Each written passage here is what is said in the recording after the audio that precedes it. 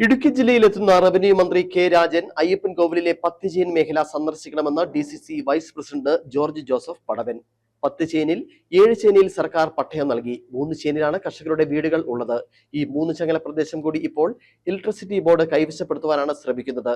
അത് മന്ത്രി നേരിട്ടെത്തി ബോധ്യപ്പെടുത്തണമെന്നും ജോർജ് ജോസഫ് പടവൻ ആവശ്യപ്പെട്ടു.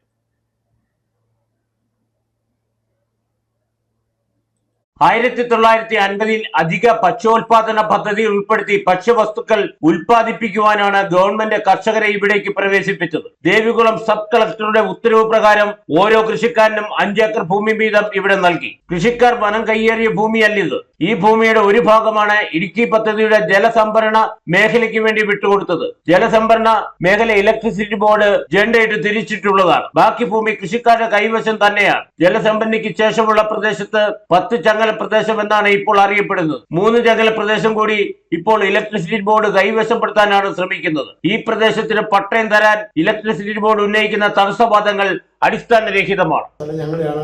ഞങ്ങൾക്ക് താഴെയുള്ള സ്ഥലം ഇലക്ട്രിസിറ്റി ബോർഡാണ്. ഞങ്ങൾക്ക് അവിടെയുമായിട്ട് ഒരു ബന്ധവുമില്ല. ഞങ്ങളുടെ കൈവശിക്കുന്ന ഭൂമിക്ക് പട്ടയം തരണം. അതിന് ഇലക്ട്രിസിറ്റി ബോർഡിലെ ഉദ്യോഗസ്ഥന്മാർ പറയുന്ന പോലെ 3 ചങ്ങലയും കൂടെ തടഞ്ഞിടണം എന്ന് പറയുന്നത് ക്രൂരമാണ്, സത്യസന്ധമല്ല. ഞങ്ങളോട് ചെയ്യുന്ന നിഷേധാത്മകമായ ഒരു തെറ്റുമാണ്. അത് റവന്യൂ മന്ത്രി അങ്ങ് കണ്ട് ബോധ്യപ്പെടണമെന്നാണ് ഈ പ്രസ്താവനയുടെ ഈ സമ്മേളനത്തിലെ പ്രധാന ഉദ്ദേശം. കൂടാതെ വേറൊരു ബുദ്ധിമുട്ടുള്ള കാര്യമുണ്ട്. ഞങ്ങളൊക്കെ പഞ്ചായത്തിൽ കരമടയ്ക്കുന്നവരാണ്. ഞങ്ങൾ കരമടച്ചുകൊണ്ടിരുന്നവരാണ്. നമ്മുടെ തലമുറ മാറ്റം എന്ന് പറയുന്ന പോലെ പിതാവിൻ്റെ പേരിലുള്ള കെട്ടിടം അതായത് മരിച്ചു കഴിയുമ്പോൾ മകൻ്റെ പേര് കൊടുക്കും. ഞങ്ങൾക്ക് ഇന്നത് കഴിയുന്നില്ല. എന്തുകൊണ്ടത് തടഞ്ഞു നിൽക്കുന്നു? അത് ഗവൺമെൻറ് അറിയണ്ടേ?